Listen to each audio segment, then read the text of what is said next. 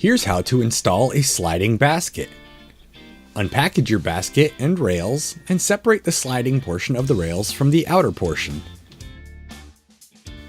Place the basket in the opening where it will be housed and lift it slightly so that it has clearance below. The sliding rail will align with the second rod from the top of the basket.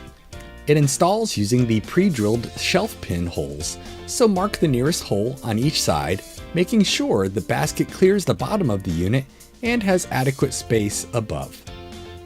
Now, screw the outer portions of the rail slides into the side panels as shown, using the included 5mm screws in the pre-drilled holes.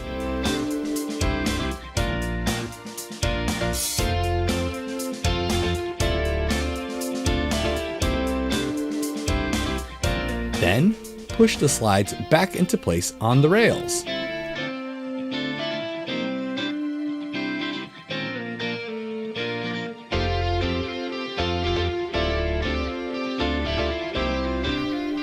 Finally, place the basket onto the slides.